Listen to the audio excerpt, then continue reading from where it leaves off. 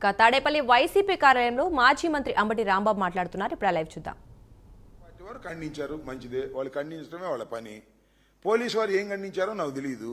ఏం ఖండిస్తారు పోలీసు వారు చెప్పండి? ఎవరు ఆ పోలీసు ఖండించే సంఘాలు చెప్పమని నాకు మీరు తీసుకెళ్లి ఏమయ్యా పోలీస్ సంఘం వారిని కూడా అడుగుతా ఉన్నా. ఏమండి కొమ్మినేని శ్రీనివాస్ మీద ఎస్సీ ఎస్టీ అట్రాసిటీస్ కేసు పెడతారా? దాన్ని ఖండించరా మీరు? ఏమండి కొమ్మినేని శ్రీనివాస్ గారు ఏం మాట్లాడండి? ఎస్సీ ఎస్టీ అట్రాసిటీస్ యాక్ట్ ఎలా పెడతారండి? ఆ డిఎస్పీ ఎలా పెడతారండి? ఆ పోలీసు వాళ్ళు ఎలా పెడతారండి? మీరు వాళ్ళు మాట్లాడతారా? మీ సంఘం గురించి మాట్లాడితే మాట్లాడడం తప్పలేదు. మీరన్నీ కూడా తప్పుడు విధానాలు అనుసరిస్తున్నారు. పోలీసు యంత్రాంగంలో ముఖ్యమైనటువంటి వ్యక్తులు, అది ఖచ్చితంగా కరెక్ట్. మీరు తప్పుడు విధానాలను అనుసరిస్తున్నారు. మీరు చంద్రబాబు నాయుడు గారు ఏం చెప్తే అది చేస్తున్నారు. మీకు ఐపీసీ పట్టడం లేదు, సిఆర్పీసీ పట్టడం లేదు, న్యాయస్థానాలు పట్టడం లేదు.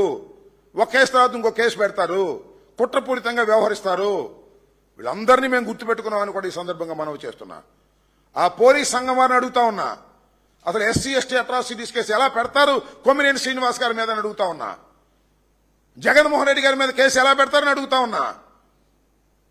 కారు యాక్సిడెంట్ లో సింగేజ్ చనిపోతే ఎవరి కారు కింద పడ్డాడో కూడా తెలియకోకుండా మీరు జగన్మోహన్ రెడ్డి గారి మీద, మంత్రుల మీద కేసు ఎలా పెడతారని అడుగుతా ఉన్నా. పోలీసు అధికారుల్ని లేదా ఆ సంఘాలని చెప్పండి దీనికి సమాధానం. మీరు ఏ రాజకీయ నాయకులు అంటే తమాషాగా ఉన్నారనుకుంటున్నారా మీరు?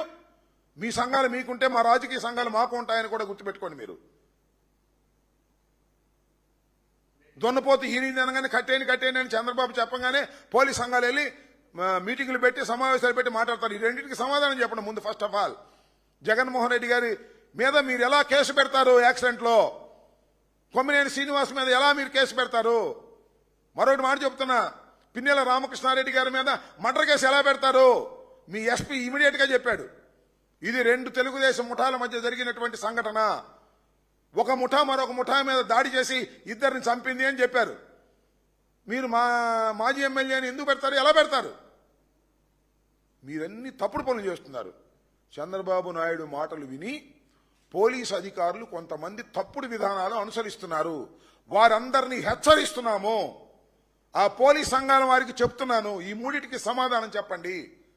ఎస్సీ ఎస్టీ కేసు ఎలా పెడతారు? జగన్మోహన్ రెడ్డి గారి మీద కేసు ఎలా పెడతారు? మా పిన్నెల రామకృష్ణారెడ్డి గారి మీద, వారి తమ్ముడి మీద మీరు కేసు ఎలా పెడతారు? మీ ఇష్టమేనా? పెన్ను మీ చేతిలో ఉందని చంద్రబాబు చెప్పాడని మీ పోలీస్ సంఘాలు ఉంటే ఉండవచ్చు. మీ ఇష్టం వచ్చినట్టుగా ప్రవర్తించడానికి ఇది చట్టబద్ధమైన పరిపాలన అనే విషయాన్ని మీరు మర్చిపోవద్దని కూడా ఈ సందర్భంగా నేను చెప్పదలుచుకున్నా. ఇంకా ఏంటి?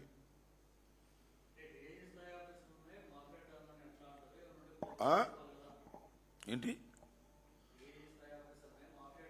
ఐఏఎస్ ఆఫీసర్ ఐడి షీట్ పెడతానని వచ్చే జగన్మోహన్ రెడ్డి గారి మీటింగ్కి వెళ్తే రౌడీ షీట్ పెడతా అనొచ్చు ఐపీఎస్ ఆఫీసర్. జగన్మోహన్ రెడ్డి గారి సమావేశానికి జనాన్ని సమీకరిస్తే రౌడీ షీట్ పెడతా అనొచ్చా? ఏమండి మేము అనకూడదా? అంటున్నా. మేమన్నా ప్రభుత్వం దగ్గర నుంచి జీతాలు తీసుకుంటున్నావా? మేము ఉద్యోగాలు ఏమైనా చేస్తున్నావా? కాకి బట్టలు వేసుకుని ఉద్యోగాలు చేస్తూ తుపాకులు తీసుకుని మీకు చట్టాన్ని మీ చేతుల్లో కాపాడండిరా బాబు అని మీ చేతిలో పెడితే జగన్మోహన్ రెడ్డి గారి మీటింగ్కి వెళ్తే మేము రౌడీ షీట్లు పెడతాం. జగన్మోహన్ రెడ్డి గారి మీటింగ్కి మీరు జనాన్ని సమీకరిస్తే రౌడీ షీట్ పెడతాం అనొచ్చా? ఏమండి రౌడీ షీట్ పెట్టడానికి ఒక ప్రొసీజర్ ఉంది. రౌడీ షీట్ పెట్టాలి అంటే వాడు హ్యాబిచువల్ అఫెండర్ అయి ఉండాలి, గ్రేవ్ అఫెన్స్ లో ఇన్వాల్వ్ అయి ఉండాలి, అప్పుడు నువ్వు పెట్టాలి. అంతేగాని నేను జగన్మోహన్ రెడ్డి గారి మీటింగ్ నువ్వు నోటీస్ ఇచ్చావు, ఏమని జగన్మోహన్ రెడ్డి గారి మీటింగ్ మీరు వెళ్ళడానికి వీల్లేదు, జగన్మోహన్ రెడ్డి గారి మీటింగ్ మీరు జనాన్ని సమీకరించడానికి వీల్లేదు అని నువ్వు నాకు నోటీస్ ఇచ్చావు. నేను ఆ నోటీసును ధిక్కరించి జనాన్ని సమీకరించాను. జగన్మోహన్ రెడ్డి గారి మీటింగ్కి వెళ్ళాను. నా మీద ఏం కేసు పెడతా? ఆ నోటీసులో ఉన్న వాటిని ధిక్కరించావు కాబట్టి చట్ట ప్రకారం ఆ కేసు పెట్టు. రౌడీ షీట్ పెడతావా? ఏమండి ఐపీఎస్ ఆఫీసర్ గారు, మీరైతే రౌడీ షీట్ పెట్టవచ్చు, కానీ మీరు మాత్రం మాఫియాలాగా రౌడీల్లాగా వ్యవహరిస్తున్నారు అంటే తప్ప అంటాం. 1కి 100 సార్లు అంటాం.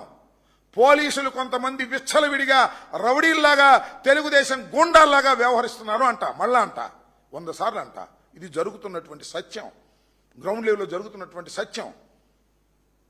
ఇష్టం వచ్చినట్టుగా బిహేవ్ చేస్తున్నారు, చట్టాన్ని తమ చేతుల్లోకి తీసుకుంటున్నారు.